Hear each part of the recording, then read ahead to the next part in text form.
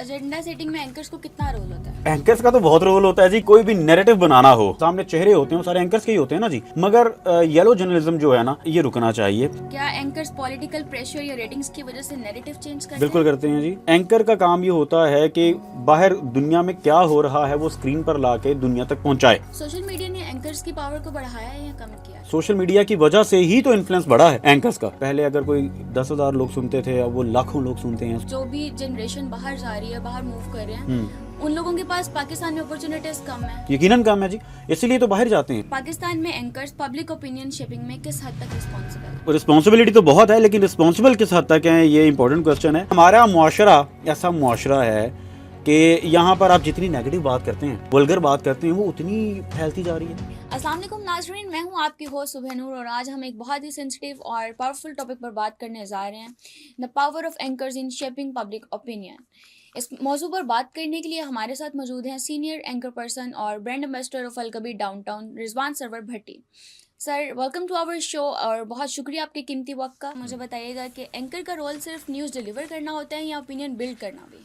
देखें, आजकल का जो मीडिया है, मैं ये समझता हूँ कि एक आम आदमी, ख्वाह वो पाकिस्तान में मौजूद है, पाकिस्तान से बाहर मौजूद है, हम चूँकि पाकिस्तानी मीडिया की पहले बात कर लेते हैं, तो उसका जो एक एंकर है उसका रोल बहुत बढ़ चुका है, वो रिस्पॉन्सिबिलिटी बढ़ चुकी है।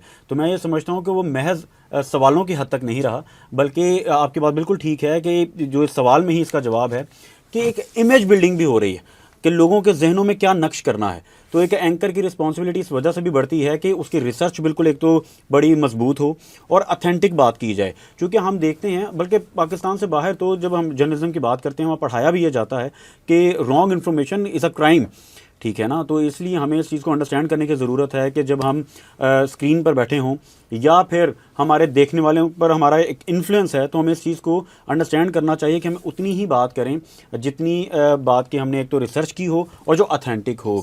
लिहाजा मैं ये समझता हूँ कि एंकर्स जो हैं वो महज सवालों की हद तक नहीं रह गया मामला। के एंकर्स पहले होता था हमारे दौर में, हमें याद है बचपन में हमारे कि न्यूज़ एंकर्स होते थे, चंद एक PTV का दौर था। लेकिन अब तो डिजिटल मीडिया का दौर है और आप किसी को भी रोक के कुछ भी पूछ लेते हैं, तो ये वाला जो सिलसिला है ये मुनासिब नहीं है। जबकि मैं ज़ाती तौर पर ये समझता हूँ कि एंकर्स को चाहिए कि जब वो बात करें तो वो एक तो अक्कासी करें जर्नलिज्म की भी, अपने मीडिया की भी और रिस्पॉन्सिबल होने की भी। एजेंडा सेटिंग में एंकर्स को कितना रोल होता है? अब एंकर्स का तो बहुत रोल होता है जी। क्योंकि देखें, कोई भी नैरेटिव बनाना हो, अगर मैं खुल के बात करूं तो नैरेटिव बनाने में हमारा जिस तरह मीडिया किरदार अदा करता है, तो उनके जो सामने चेहरे होते हैं वो सारे एंकर्स के ही होते हैं ना जी। तो कोई भी एजेंडा बनाना हो, एजेंडा मैं इसको हमेशा कहता हूं कि स्पेशली पॉलिटिकल एक्टिविटीज़ में बहुत इस्तेमाल होती हैं ये चीज़ें, तो इसमें एंकर्स का बहुत रोल प्ले वो करते हैं। मगर येलो जर्नलिज्म जो है ना, ये रुकना चाहिए और हर माशरे में ही ये होता है। मगर पाकिस्तान में मैं ज़ाती तौर पर समझता हूँ कि हमने विटनेस भी किया बहुत ज़्यादा इसको, जबकि स्टिल जहाँ पर बुरे लोग होते हैं वहाँ अच्छे लोग भी होते हैं, और अच्छे लोग ऐसे मौजूद हैं जो जिस तरह का मर्जी दौर हो, जिस तरह के मर्जी मामलात हों, वो हक और सच की बात करते हैं और पॉजिटिव बात करते हैं और प्योरली एजेंडा बेस्ड बात नहीं करते, ठीक है ना। तो देखें, अगर एजेंडा बेस्ड की बात करनी है तो फिर हम यहाँ हम तो वो ड्राइंग रूम में बैठ के भी बातें करते हैं। हमने कोई एजेंडा प्लान बनाना हो तो हम आपस में डिस्कस कर लेंगे, एजेंडा बन गया। मगर जब आप स्क्रीन पर बैठे होते हैं तो आपने हकायक पेश करने होते हैं, हकीकत क्या है, उसमें मेरे ख्याल से आपको बायस्ड नहीं होना चाहिए। क्योंकि अगर आप वैसे भी स्क्रीन पर जब आप प्रोग्राम देख रहे हो ना, तो कोई शख्स बायस्ड हो तो उसका पता लग जाता है। सवालों से ही आप तोल लेते हैं कि कौन सा शख्स किस तरफ बायस्ड है, ये इसका एजेंडा क्या है प्रोग्राम करने का। लिहाजा मैं ये समझता हूँ कि मेरे साथ ये खुद भी होता है प्रोग्राम्स में कि हमारे जब मेहमान हजरात आते हैं वो अपने एजेंडे पे आते हैं, लेकिन मैं चूँकि ड्राइव कर रहा हूँ ना कार, तो मेरी जिम्मेदारी है कि मैं अपने प्रोग्राम को किस रुख ले जाऊँ।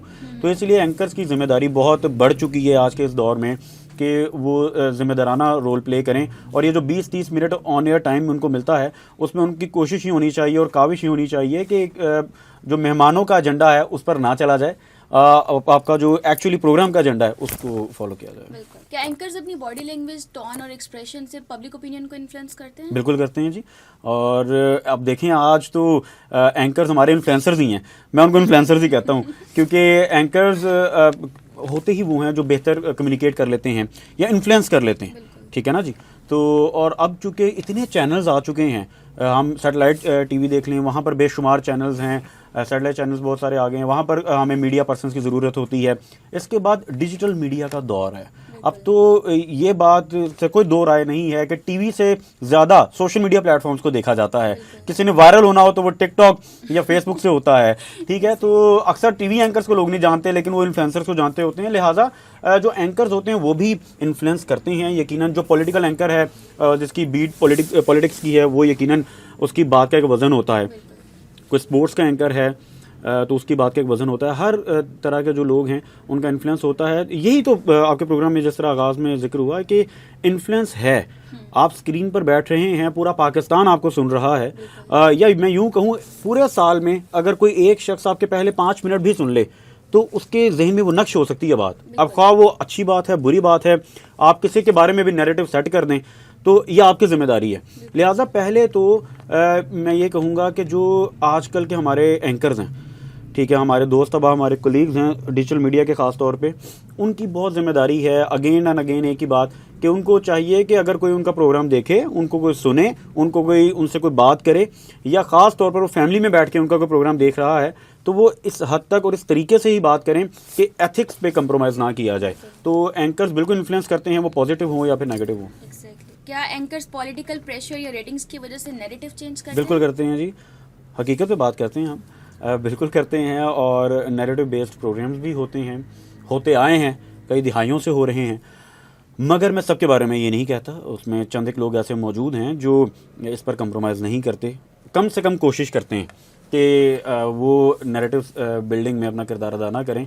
वो नैरेटिव कुछ भी हो सकता है, वो पॉलिटिकल हो सकता है, वो इदारे का कोई स्पेसिफिक पॉलिसी हो सकती है, ठीक है। जो एंकर पर्सन होता है ना जी, शायद ही मेरा ओपिनियन कुछ लोग इख्तलाफ करें, लेकिन मैं ये समझता हूँ कि वो इदारे की पॉलिसी से और पॉलिटिकल नैरेटिव से, इन सब चीज़ों से वो आज़ाद होता है।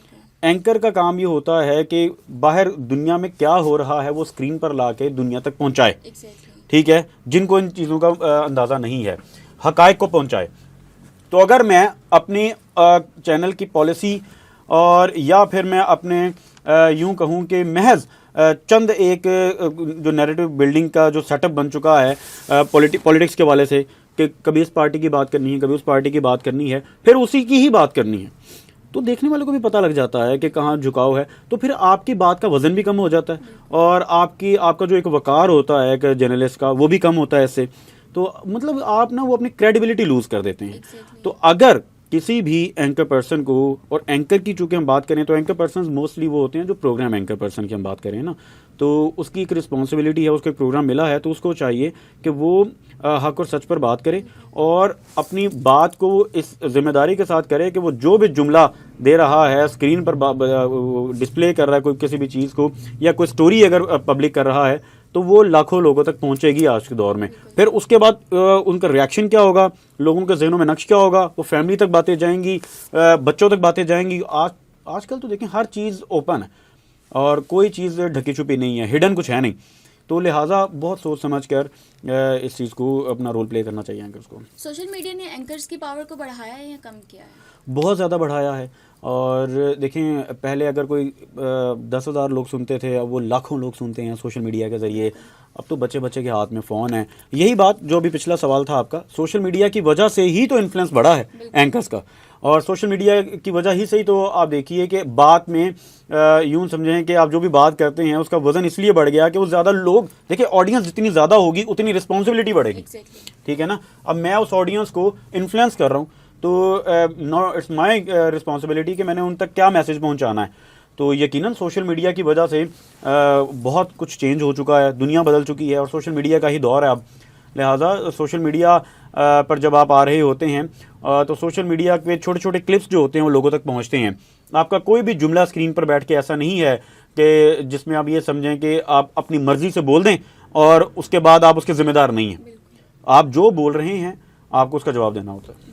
न्यूट्रल एंकर और अपॉइंटेड एंकर में क्या फ़र्क है? न्यूट्रल एंकर में यही फ़र्क है जी कि वो अपनी क्रेडिबिलिटी का ख्याल रखता हो, सारी बातें चूँकि लिंक्ड हैं।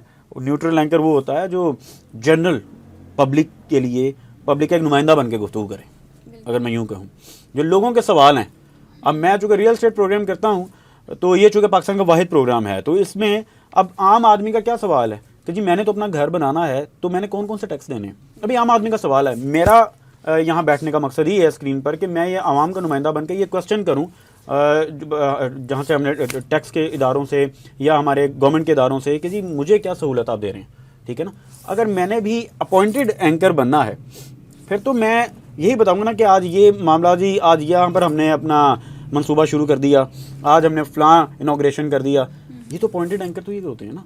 तो कहने का मकसद ये है कि ये आपने खुद डिसाइड करना है कि आप अपॉइंटेड एंकर बनेंगे या फिर आप न्यूट्रल एंकर बनेंगे, और फिर जिस भी आपका दिल माने आप वो करें काम, हम किसी को कुछ नहीं कहते। लेकिन हमारी सेटिस्फेक्शन इसमें यही है कि आवाम का नुमाइंदा बनने में ज़्यादा बेहतरी है। जैसा कि आजकल एआई का दौर है, आपको क्या लगता है एआई आने वाले वक्तों में ये एंकर पर्सन्स और जर्नलिस्ट वगैरह का काम और अपॉर्चुनिटीज कम कर देगा या ज़्यादा कर देगा? बिल्कुल जी, आपकी बड़ा इंपॉर्टेंट ये क्वेश्चन है। और आप ये देखिए कि इस वक्त जो टीवीसीज हैं वो भी एआई के दौर से एआई के ज़रिए बन रहे हैं। इस वक्त प्रोग्राम्स जो हैं वो एआई के ज़रिए हो रहे हैं, और ये हम इस वक्त 2026 में हैं, 2030 में इंटायरली दुनिया तब्दील होगी जी, और एआई बेस्ड बहुत कुछ होगा। यकीनन इन्फ्लुएंस कम होगा, चीज़ें कम होंगी, मगर मैं आपको बताता जाऊँ ये बात भी तय है कि जो इंसानी दिमाग है ना, उसका कोई रद्द-बदल नहीं है। ये in the end human power की ज़रूरत रहेगी, और वो एक यूनिवर्सल ट्रूथ है, वो तो रहना है। पाकिस्तान में एंकर्स पब्लिक ओपिनियन शेपिंग में किस हद तक रिस्पॉन्सिबल है? रिस्पॉन्सिबिलिटी तो बहुत है, लेकिन रिस्पॉन्सिबल किस हद तक है, ये इंपॉर्टेंट क्वेश्चन है। देखें, सवाल तो तब ये सब पैदा होता है ना कि वो आगे एड्रेस भी करें। रिस्पॉन्सिबिलिटी को कुछ समझे तो फिर एड्रेस करेगा ना।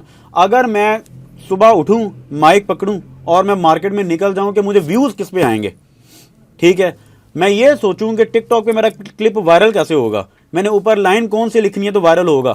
और हमारा मुआशरा ऐसा मुआशरा है कि यहाँ पर आप जितनी नेगेटिव बात करते हैं, आप जितनी मैं यूँ कहूँ कि वल्गर बात करते हैं, वो उतनी फैलती जा रही है। यानी इससे हमारे जो अक्कासी होती है हमारे नौजवान नस्ल की, कि वो देखना क्या चाहते हैं, ठीक है ना जी। तो ये एक नज़र ये है कि इस पहलू को पे भी आप नज़र डालें कि एक आम आदमी क्या देखना चाहता है। या तो आप ये जर्नलिज्म कर लें, या फिर आप पब्लिक ओपिनियन के हवाले से, जैसे आपने बात की, आम आदमी के मसाइल पे बात कर लें। पब्लिक ओपिनियन को एड्रेस करने का दूसरा मेरे ख्याल से मतलब ये है कि आप उनके मसाइल को एड्रेस करें।